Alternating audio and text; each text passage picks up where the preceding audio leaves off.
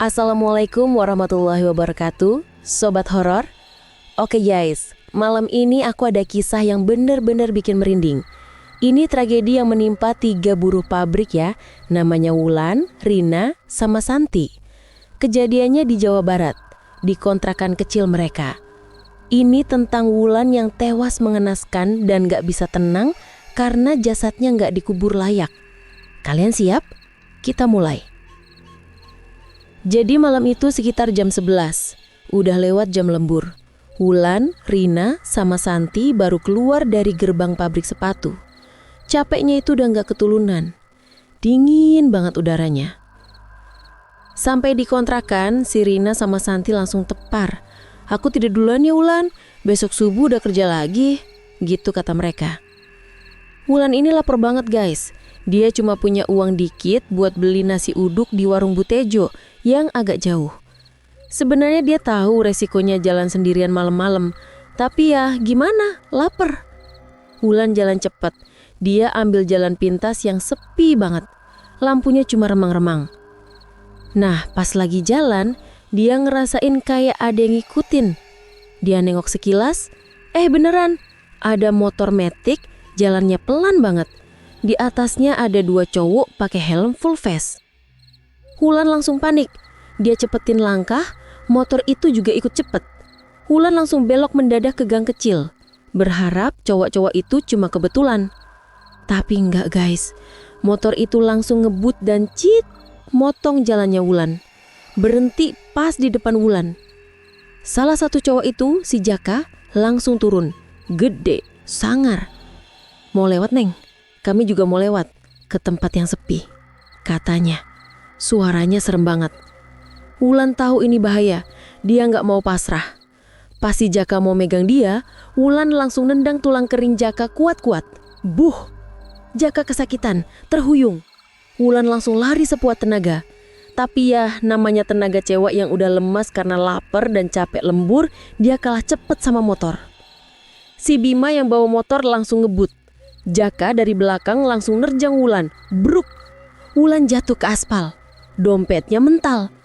Wulan teriak sekuatnya, "Tolong, jangan sentuh aku!" Dia meronta, nyakar, mukul.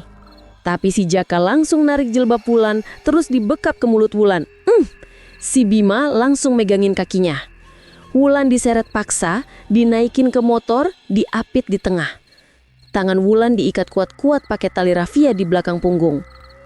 Motor itu langsung tancap gas. Bukan ke arah kota guys, tapi ke arah yang gelap banget. Melintasi sawah, menjauhi lampu kota. Wulan cuma bisa nangis dalam hati. Dia tahu dia dibawa ke tempat yang gak bakal ada yang nolong. Motor itu masuk ke dalam hutan guys. Jalanannya sudah berlumpur, pohonnya rapat banget. Wulan diancam mati sama si Jaka kalau teriak. Setelah jauh banget di tempat yang sunyi, Bima matiin mesin motor. Hening, seram. Jaka langsung narik Wulan turun.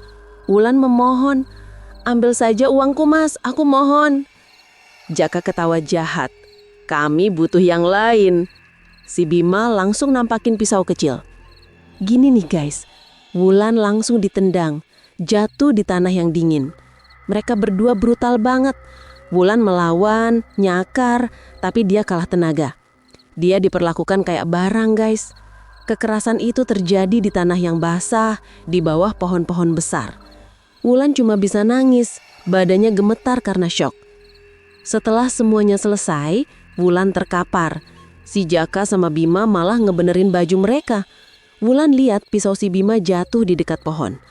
Tiba-tiba dia dapat kekuatan lagi. Dia dendam. Pas Jaka mau narik dia berdiri, Wulan langsung meraih pisau itu cepet banget. Sret! Wulan menusuk betis Jaka. Jaka teriak kesakitan. "Kau mau masuk penjara? Aku laporin!" teriak Wulan. Si Bima marah banget. Mukul tangan Wulan sampai pisau itu lepas. Bima langsung ngeluarin golok kecil. Jelap! Si Bima menusuk perut Wulan. Wulan cuma bisa mengerang. Darah langsung muncrat.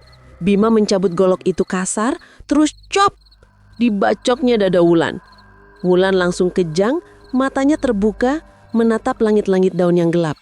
Mati dalam keadaan penuh kebencian dan penderitaan. Si Jaka sama Bima panik.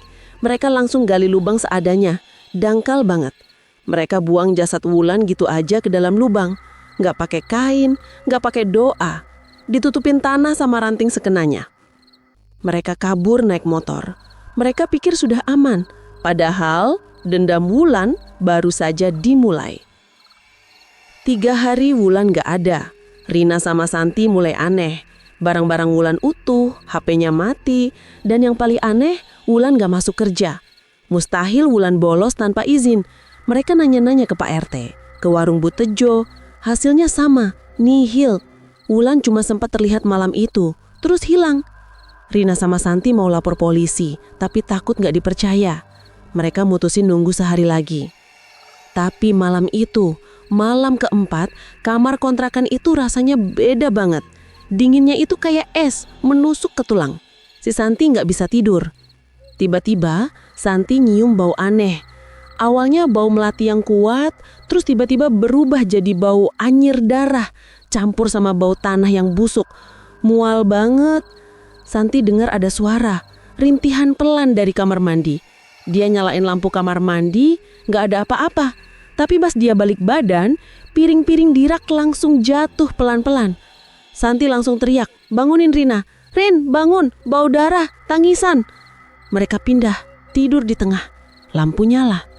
Nggak lama, suhu ruangan langsung anjlok lagi. Rina buka mata, dia lihat di sudut kamar, dekat kasur Wulan. Ada sosok wanita, pucat, hitam, tapi Wulan banget. Sosok itu ngangkat tangan, nunjuk lurus ke arah mereka. Santi langsung teriak.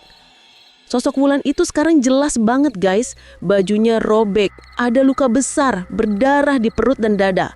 Wajahnya penuh penderitaan. Terus si Wulan ini ngilang diiringi sama angin dingin yang kenceng banget. Bau darah dan tanah busuk itu langsung memenuhi ruangan. Rina sama Santi cuma bisa pelukan, gemetar. Mereka tahu Wulan gak hilang, Wulan dibunuh. Setelah itu terornya Wulan makin menjadi.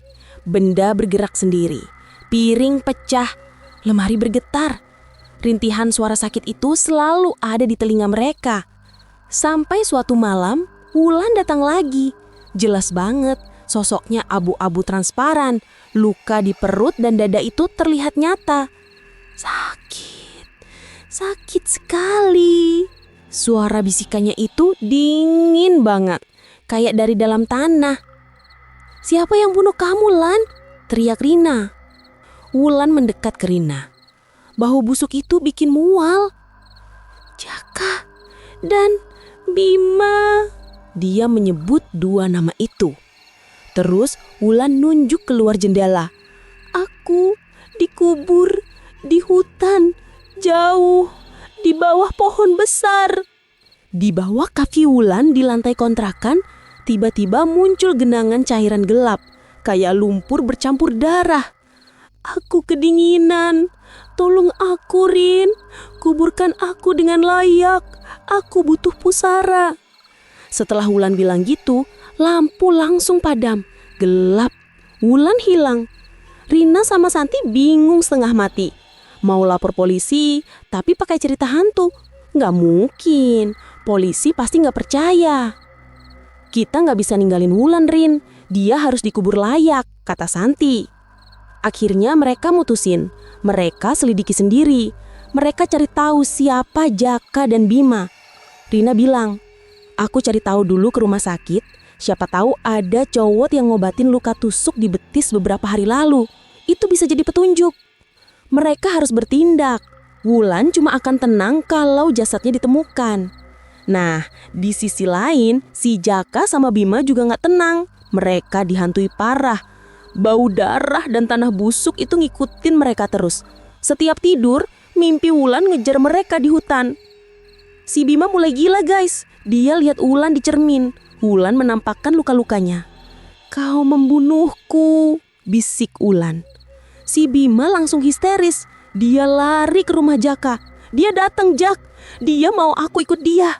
Jaka coba tenangin, tapi dia juga ketakutan setengah mati. Malam itu, si Bima tiba-tiba bangun, matanya kosong. Aku harus pergi, dia memanggil, katanya. Suaranya kayak bukan suara dia. Bima lari kenceng ke jalan raya. Jaka ngejar, tapi kalah. Di tengah jalan raya, Bima teriak, seolah ada yang ngejar dia dari belakang. Maksa dia lari. Bus malam lewat. Tin! Brak! Bima tewas di tempat. Terlindas bus. Polisi bilang kecelakaan atau bunuh diri karena stres. Jaka lihat kejadian itu. Dia langsung tahu, Wulan yang ngebunuh Bima. Jaka panik banget. Dia lari ke rumahnya, ngunci diri. Dia minum arak sebesar-besarnya. Dia gak mau tidur.